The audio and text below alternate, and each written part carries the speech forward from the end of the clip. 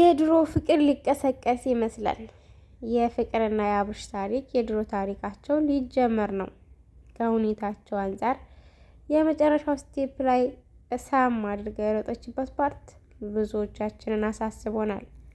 ለፍቅር ትላንትና መልካም ነገር ስታደርግ ደስ ብሎን ነበረ።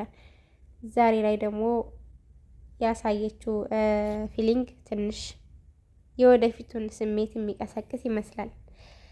ሰላም ጤና ይስጥልኝ። ውድና የተከበራችሁ ውድ ሀገር ልጆች ሰላማችሁ በያለበት ብዝት ይበል። ለቤታችን አዲስ የሆናችሁ ቤተሰብ የሆናችሁ ፕሊስ አበረታቱን፣ እኛም ከፍ እንበል ማለት ነው። አበረታቱን፣ አብረን እንደግ። የፍቅር ሁኔታ ግራ ያጋባል። በትላንትናው ዕለት ከሩታ ጋር ፒስ ሆነው ነገሮችን ወደ ጥሩ ቦታ አምጥተውት ነበረ። ነገር ግን አሁን ላይ መጨረሻው ፓርት ላይ ያየ ነው ፍቅር አብርሃምን የድሮ ስሜቷን ሲቀሰቅስ ወደ ድሮ ሁኔታቸው ሲገቡ ሀሳብ ሲያነሱ የድሮ ቁስል እንግዲህ አንድ ሰው ቁስለኛ ከሆነ ያ ቁስሉ ይደርቃል ማለት አይደለም፣ ወይንም ይጠፋል ማለት አይደለም። በተለይ በህይወት ላይ በህሊናችን ላይ በላይፋችን ላይ የተቀለዱ ነገሮች እነዛ ነገሮች እንረሳቸዋለን ማለት አይቻልም። አንረሳቸውም፣ ልንተዋቸው ግን እንችላለን፣ ግን ልንረሳቸው አንችልም። አሁን የፍቅርና የአብርሽ ሁኔታ ያ ነው።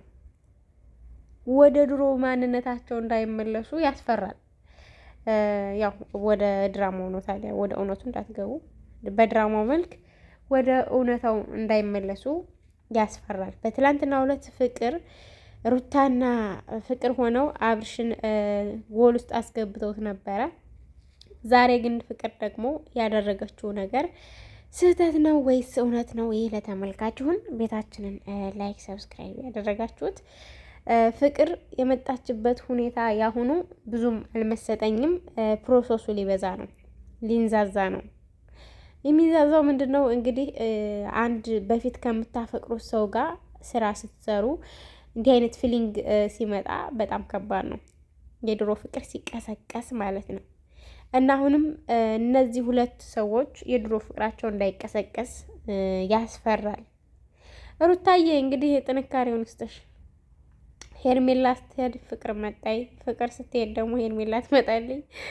እና እንግዲህ በዚህ ድራማ ላይ ያው ይመቻችሁ፣ ሂዱበት፣ ቀጥሉበት። በቃ ያው በእናንተም ሰዎችም እየሰሩ እየተዝናኑበትም ስለሆነ ስሩበት።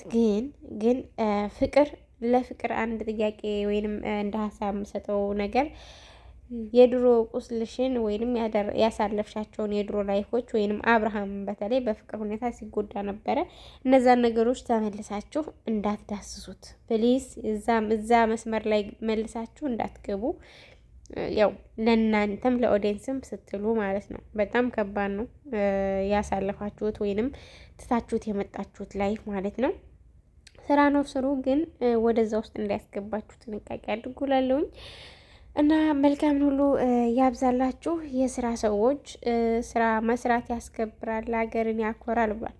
ግን ስትሰሩ ደግሞ ጥሩ ነገር ይሁን እና የዛሬው አስተያየት ይሄን ይመስላል። መልካም ነገር ሁሉ ለሁላችሁ ይብዛላችሁ።